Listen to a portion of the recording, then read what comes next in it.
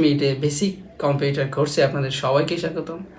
আপনাদের মধ্যে যারা কম্পিউটার সম্পর্কে কিছুই জানেন না, একদমই নতুন কম্পিউটার কিনবেন চিন্তা করতেছেন, সো সেই সমস্ত ভাইদের জন্য আমার এই বেসিক কম্পিউটার কোর্স।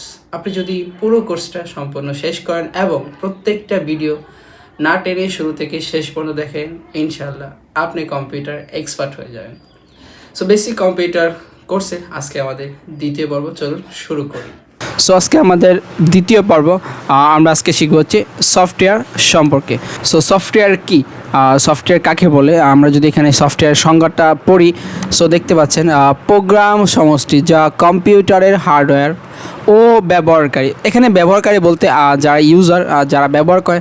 সো আপনি যে ভিডিওটা দেখতেছেন, আপনি একজন কম্পিউটারের ব্যবহারকারী আশা করি।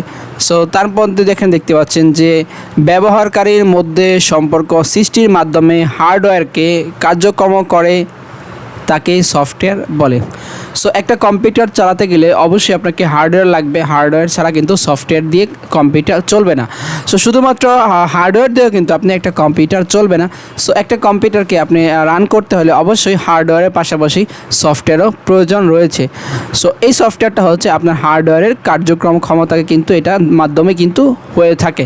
সো কম্পিউটার যে সফটওয়্যার রয়েছে সেই সফটওয়্যারকে প্রধানত দুইটি ভাগে ভাগ করা যায়। একটা হচ্ছে সিস্টেম সফটওয়্যার আর একটা হচ্ছে অ্যাপ্লিকেশন সফটওয়্যার।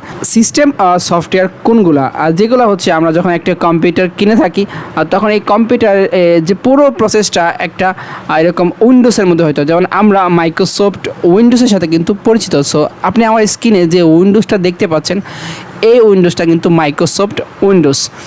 সো এই সবগুলো উইন্ডোজ কিন্তু আপনি চাইলে ফ্রিতে পাবেন না। সো উইন্ডোজ কিন্তু অনেকগুলো হয়। আপনি এখানে দেখতে পাচ্ছেন যে সিস্টেম সফটওয়্যারের মধ্যে ম্যাক ওএস। এই ম্যাক ওএস এটা শুধুমাত্র আপনি যখন অ্যাপলের ল্যাপটপগুলো বা অ্যাপলের ডেস্কটপগুলো ইউজ করবেন, শুধুমাত্র আপনি এই ম্যাক ওএসটা কিন্তু আপনি ইউজ করতে পারবেন।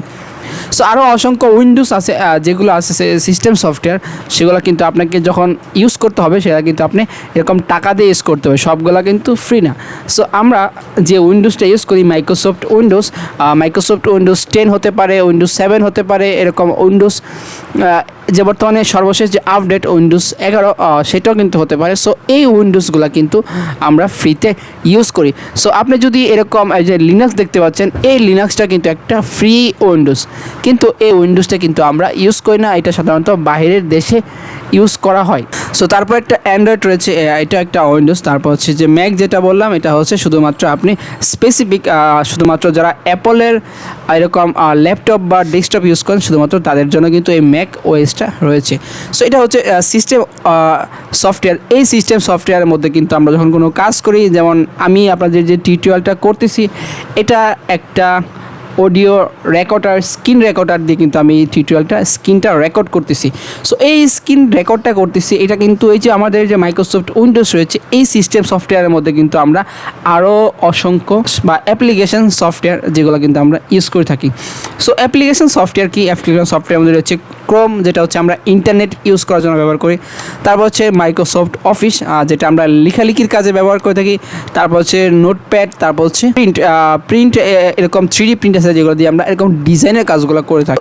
সিস্টেম সফটওয়্যার শুধুমাত্র এরকম একটা উইন্ডোজ হতে পারে বা একটা ম্যাক ওএস হতে পারে অথবা লিনাক্স হতে পারে। সো এই সিস্টেম সফটওয়্যারের মধ্যে কিন্তু আমরা যখন বিভিন্ন কাজ করে থাকি, বিভিন্ন ধরনের কাজ করে থাকি, তখন কিন্তু আমরা বিভিন্ন ধরনের এরকম অ্যাপ্লিকেশনগুলো যেগুলো আমরা কিন্তু ইনস্টল করে থাকি।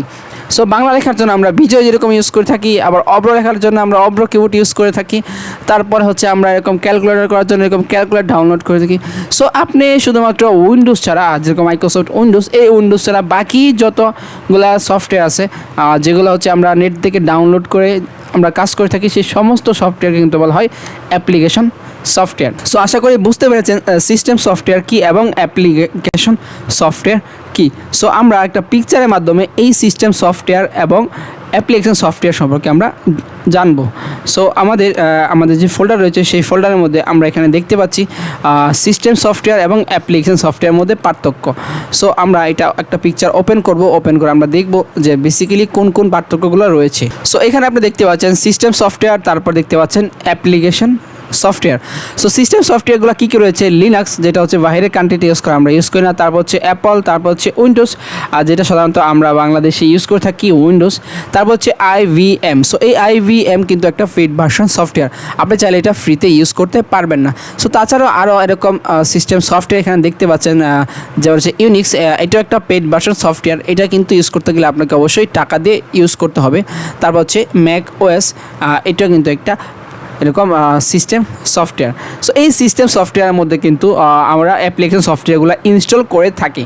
সো অ্যাপ্লিকেশন সফটওয়্যারগুলো কী কী আপনি এখানে দেখতে পাচ্ছেন, এটা হচ্ছে মাইক্রোসফট অফিসের মাইক্রোসফট ওয়ার্ড একটা অ্যাপ্লিকেশন, তারপর এখানে মাইক্রোসফট এক্সেল, এটা মাইক্রোসফট অফিসের একটা অ্যাপ্লিকেশন, তারপর হচ্ছে পাওয়ার পয়েন্ট, তারপর এখানে দেখতে পাচ্ছেন জিমেল, নেটফ্লিক্স যেটা দিয়ে আমরা এরকম বিভিন্ন মুভি বা গানগুলো দেখে থাকি, তারপর হচ্ছে গুগল ডক্স, এরকম PDF রিডার, আমরা যখন PDF করি তখন কিন্তু একটা রিডার ইনস্টল করা লাগে। সো এই যে ইনস্টল করে আমরা নেট থেকে এই সফটওয়্যারগুলোকে বলা হচ্ছে অ্যাপ্লিকেশন সফটওয়্যার।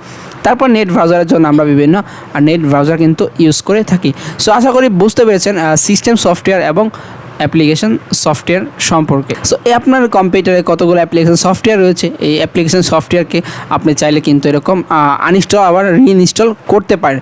আর আপনি যদি সিস্টেম সফটওয়্যারটাকে আপনি আনইনস্টল করে দেন, যেমন মাইক্রোসফট উইন্ডোজ আমরা যেটা ইউজ করে থাকি, তখন কিন্তু আপনার যে কম্পিউটারটা সেই কম্পিউটারে কিন্তু এরকম সমস্ত কিছু কিন্তু চলে যাবে। এরকম উইন্ডোজ আবার কি নতুন করে দিয়ে আপনাকে আবার নতুন করে যে অ্যাপ্লিকেশন সফটওয়্যারগুলো আছে সেই সফটওয়্যারগুলো কিন্তু আপনাকে আবার নতুন করে ইনস্টল করতে হবে। সো এই অ্যাপ্লিকেশন সফটওয়্যারগুলো সবগুলো কিন্তু এরকম এটা এরকম যে আমাদের সিস্টেম সফটওয়্যার রয়েছে সেই সিস্টেম সফটওয়্যারের মধ্যে কিন্তু এটা এরকম ইনস্টল হয়ে থাকে। ওকে, সো আমরা সফটওয়্যার সম্পর্কে মোটামুটি একটা বেসিক ধারণা নিয়েছি যে সফটওয়্যার হচ্ছে এরকম হার্ডওয়্যার ও ব্যবহারকারীর মধ্যে সম্পর্ক সৃষ্টির মাধ্যমে হার্ডওয়্যারকে কার্যক্রম করে তাকে বলা হয় সফটওয়্যার। আর সফটওয়্যারকে হচ্ছে দুই ভাগে ভাগ করা যায়, একটা হচ্ছে যেটা সিস্টেম সফটওয়্যার আর একটা হচ্ছে অ্যাপ্লিকেশন সফটওয়্যার। সো তারপর রয়েছে ইউজার বা ব্যবহারকারী, যেরকম ইউজার ব্যবহার বলতে যেমন আমি কম্পিউটার ইউজ করতেছি, সো আমি একজন ইউজারকারী, আপনি আমার ভিডিওটা দেখতেছেন, আপনার একটা বাসায় কম্পিউটার আছে বা কম্পিউটার কিনবেন, সো আপনিও কিন্তু একজন ব্যবহারকারী। সো তারপর হচ্ছে ডেটা বা ইনফরমেশান, এই কম্পিউটারের মধ্যে কিন্তু আমরা বিভিন্ন ডেটা রাখি। সো ডেটা রাখার জন্য আমরা যে এরকম ডেটা ড্রাইভ যেটা হচ্ছে হার্ড ডিস্ক বা SSD, সেগুলো নিয়ে কিন্তু আমাদের ধারাবাহিক পর্বে কিন্তু আমরা আলোচনা করব। সো ডেটা হচ্ছে ইনফরমেশান যেগুলো আমরা কম্পিউটারের মধ্যে সেভ করে রাখি। তারপর আমরা দেখব কম্পিউটারে ব্যবহৃত সকল অ্যাপ্লিকেশন। ওকে, সো একটা কম্পিউটারে চালাতে গেলে যে যে অ্যাপ্লিকেশনগুলো প্রয়োজন হয় এবং লেখালেখির জন্য যে অ্যাপ্লিকেশন লাগে সেই সবগুলো জিনিসই কিন্তু আমরা এখন দেখব।